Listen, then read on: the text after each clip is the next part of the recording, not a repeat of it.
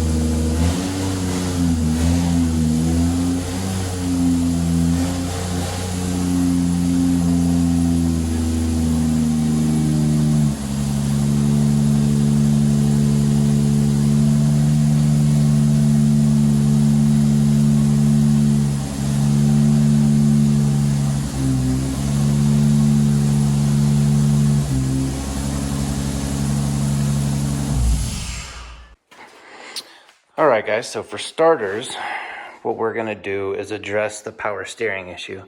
So you can see it's like basically seeping because of that big curve in the line. I think it's too much pressure on the line and it's causing it to like bleed through. And I want to mount this power steering. This is the factory one. I think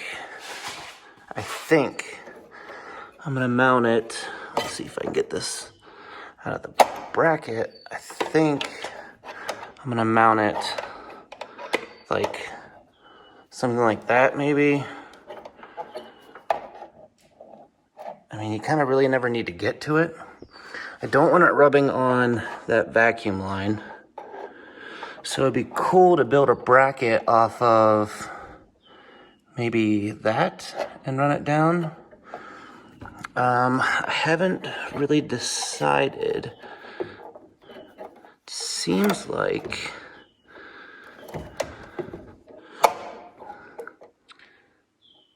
yeah, maybe.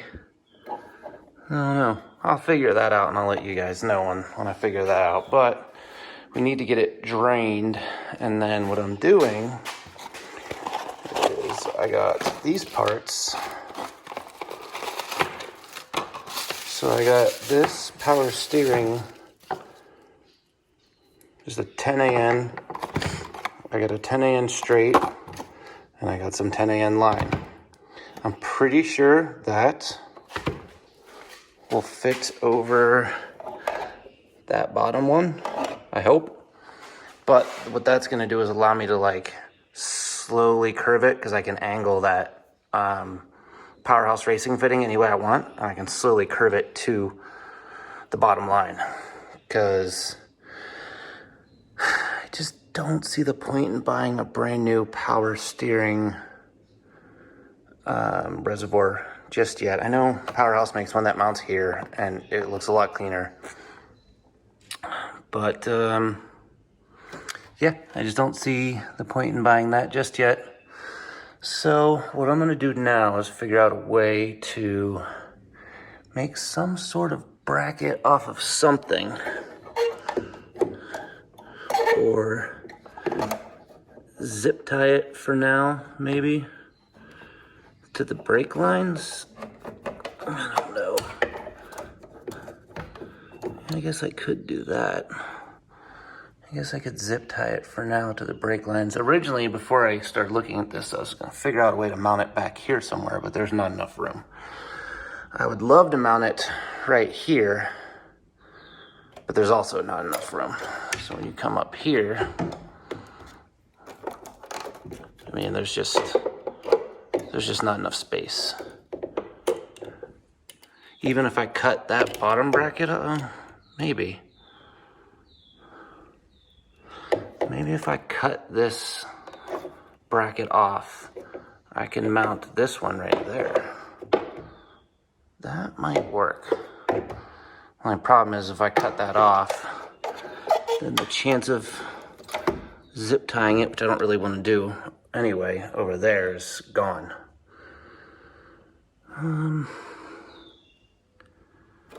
Maybe for now I could just, yeah, I'm gonna have to cut it off. That's gonna be the only way to really figure out if I can do this. Because it seems like if these two weren't in the way, I could totally mount that right there. And that wouldn't be that aggressive of an angle to go across. So let's look at that. Another thing we're going to address is the single DIN stereo. I originally got it because I wanted the tray, and that tray is useless, especially with a manual car. If it was an automatic, maybe. But like when you floor it, anything that's in there comes shooting out. So what we did was get this. It's a Sony, and then what I also got, which is going to be amazing for parking, is a really nice backup camera. And let me show you guys here. So it is super small, and it will work with that radio. And then the backup camera mounts right there. So you basically get rid of that plastic push pin and use this. Just hold the bumper, which is really nice because it's centered perfectly in a car. But power steering first, then this. All right, guys, this is what I came up with. It's on a rubber bushing, so whatever. Then I hose clamped that line, that AN line. Hopefully that works. And then there's the fitting, and hopefully nothing leaks. Haven't started it up yet. About to fire it up now and see what happens. So we'll be back in a second. All right, guys, well, it seems to be all good. There's no leaks. I'm just letting some of the bubbles bleed out.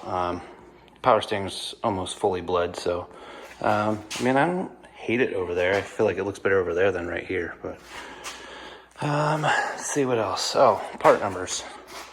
So there's for the line for the power steering, and there's the straight AN line from Red Horse, and then I just got 3 foot of 10 AN, which probably about 1.5 feet left, in case you decide to do one of these on your own. If you have one of these and you don't want to spend almost $500 on an aftermarket power steering cooler, this was, the fitting was, the Powerhouse Racing fitting was like 60, the Red Horse fitting was 10, and the line was 10. That's it. I mean, under $100, you can, you know, still run stock power steering Reservoir with the aftermarket intake manifold. So now let's do the stereo. Well, this rear camera install got out of hand very quickly, but it's on.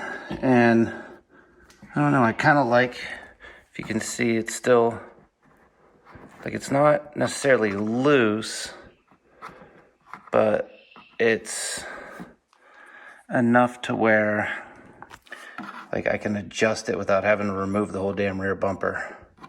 And then I could probably put some double-sided tape on either side so it doesn't move or something.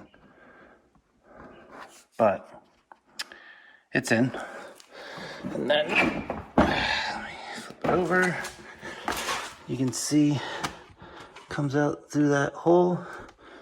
And here's all the wiring. So I just got to run in to one of the reverse lights. But I'm actually going to go take a break, run to the store, and then, oh, so this car was crashed in the rear. I don't think I told anybody, but you can see this was replaced from Jacksonville. And then you can see the damage there. You can see some there. I don't know if the frame rails are bent. They never looked bent, but this looks kind of aftermarket, but I don't know. It's hard to tell. So, yeah. I'm going to, I don't know. I'm going to go to the store. I got to get some things. And then I'll come back and put this all back together, and hopefully the reverse camera works. All right, guys, so I got the rear bumper kind of back on, and you can barely see the camera. It is right there. So when I get closer, now you can see it. So you have to ground. There's a black wire and a red wire that come with the harness. You have to ground the black wire. And red wire goes to the reverse light, which on the Supra is a red, white with a blue stripe, or red wire with a blue stripe. And then up here, you have the purple wire for the stereo. That is the reverse camera. And then you have a yellow RCA that goes for the reverse camera, and a red wire up here, which attaches to the purple wire. And then when I turn it on,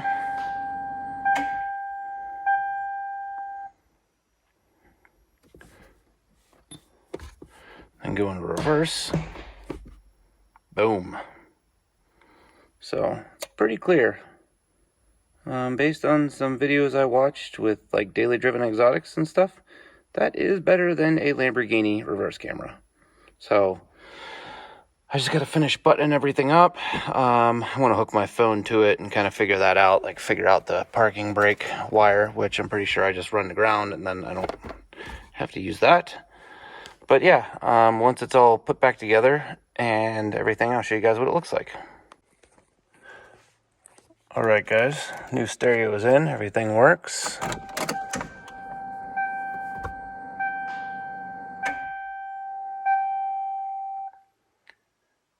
You probably won't be able to hear me when I do this, but I ran the USB, oh, you can't see that, that sucks. I ran the USB into there's like a little part on the hinge here.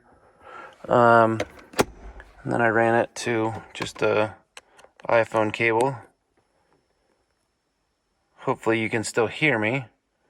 And then it goes to all the apps.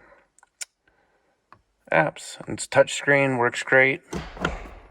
Reverse still works. Everything still works. So I'm very happy with it. Let me get out of the car here. So it works great, and I'm really happy with it, and I actually can't wait to drive the car and use it and see how it is on the road and everything.